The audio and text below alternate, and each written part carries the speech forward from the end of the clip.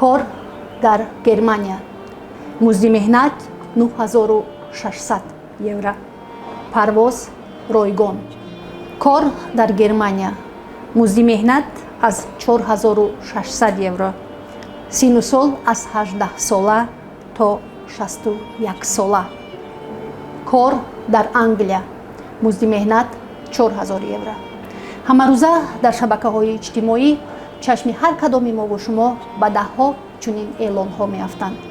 аксарияти чунин эълонҳо фақат ба хотири бадоми фиреб афкандани муҳоҷирон пахш карда мешаванд ва пас аз он ки шумо маблағро ба суратҳисоби ин нафарон мегузаронед онҳо беному нишон гум мешаванд ғайб мезананд бовар намекунед.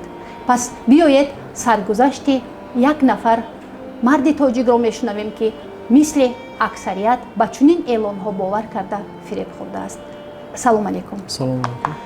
хуб хуш омадед мегӯем мо шуморо ба барномаамон ва хоҳиш мекардем кӯтоҳакак дар бораи он қиссае ки аз сари шумо гузашт сарнавишти худ нақл кунед. чӣ гуна шумо ба доми ҳамин гуна қалобон афтидед?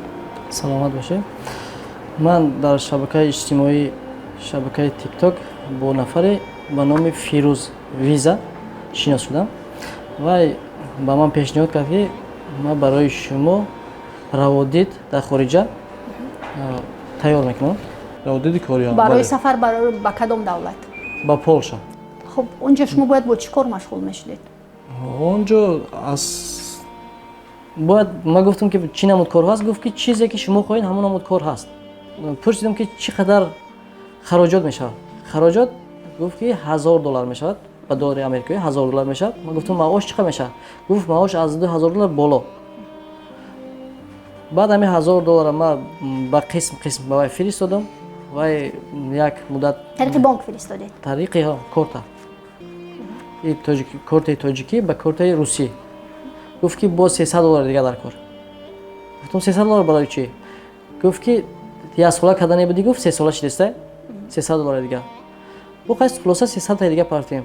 бо миён бо чанд таи дига ҳам хеле хулоса истошид усушидам хеле чанд таи дига дар миён овардак. оҳиста оҳиста ҳамин маблағи фиристодаи ман аз 20000 сомон зиёд шуд. вақте шумо ин маблағҳоро мефиристодед ва ягон ҳуҷҷат барои шумо пешниҳод мекард яъне шумо ба чӣ бовар карда мефиристед? ва ягон ҳуҷҷат барои ман пешниҳод намекард. тарзи гапзании ҳамон нафар ҳамаш чӣ хел гӯям бовари бахш хеле ягон гапҳои кӯчагӣ не. ҳама гап қоидавӣ ҷо ба ҷо гапҳои кӯчагӣ гап намезанад. мисол ягон гапи зиёдӣ гап намезанад. ҳамин фикр мекунем ки шояд ҳамон нафар дар ҳамон консул ё ки посол мегирад ҳамонҷо кор мекунад. яъне вай худро ҳамчун намояндаи сафорат мегирад. гуфт ки ман шуморо метавонам туркия барам. ай туркия визаро мегирӣ баъд мери Полша. ман гуфтам хай бигир билети туркияро. гуфт ки як муддат жида интизор ша. як муддат интизор шидем нашуд. хеле вақт муддати қариб ки 2 сол 3 сол мешавад. 3 сол мешавад. ҳеҷ натиҷа надодак. 3 сол шумо ба умед будед? муддати 3 сол шид ба умед будем. мо бори ба фикрам ки рӯзо дар ҳамин шабакаҳо сато фиреб шумо ягон маротиба чеҳраи ҳамон одама дида будед? суҳбат карда будед? не дигар чеҳрааш ягон бор дидагӣ нест. хоҳишам накардед ки тариқи скайп? ман хоҳиш кардам вай гуфт ки наметавонам таковзи дар офисам дар иҷаям дар уҷаям хеле тарзи видеовизов меган тарзи видеовизов гап задан надорам наметавонам так озиш ин хеле шароита надорам так. бо телефони суҳбат карда будам хеле навистагиҳош ҳамаш ҳаст. айни замон рақамҳои ватсапш намедонам фаъол будан шаёд ӯе ки дар ҳамин сайти тикток буд вай фаъол кор мекунад. фаъол аст кор мекунад. яъне боз чандин нафари дигар шояд мисли шумо бовар карда ҳамарӯза пул мегузаронанд. шояд ҳам хел бошад. шумо ягон ҷо муроҷиат кардед? дар мақомоти дахлдор муроҷиат кардем. интизорем шояд ягон чораша мебинанд. ва шумо чӣ маслиҳат медиҳед ба онҳое ки мисли шумо мехоҳанд ба кишварҳои хориҷӣ ба муҳоҷирати меҳнатӣ раванд ва ба чунин эълонҳое ки дар шабакаҳои иҷтимоӣ ҳастанд бовар мекунанд? ки маслиҳат ҳаме ки ҳамун ширкатҳое ки дар ҳамун интернетҳо мисол ҳаста ҳамун сайтҳода ҳаста ҳамун ширкатҳоро бигем ки қонуниш дар ҳамин худи тоҷикистон буда. ман агар худ наздики шиносидам меокади дар ҳамин тоҷикистон буда хаким пеш ай ҳамин кора кардан метавонам биён айҷа тарзи ҳамун пурра ша тарзи хуб ша буфаҳман айҷа кадом ширкатҳо дар ҳақиқат ҳастанд кадом ширкатҳо нест ҳамира бихоҳам аввал буфаҳмам.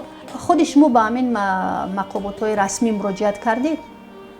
мақомотҳои расмии муҳоҷирон бале, бале муроҷиат кардам ба маркази захиравии муҳоҷирон. маркази захираи муҳоҷирон чӣ хел шумо қабул карданд? беҳтарин қабул кардам. шукр то ҳозира мисол чӣ хизмате ки айдастон мебиёд ба ҳаққи мо кардестиянд. мисол ҳавоё фаҳмонданд ки чӣ хел мо метавонем биравем ё ки ба куҷо муроҷиат кунем.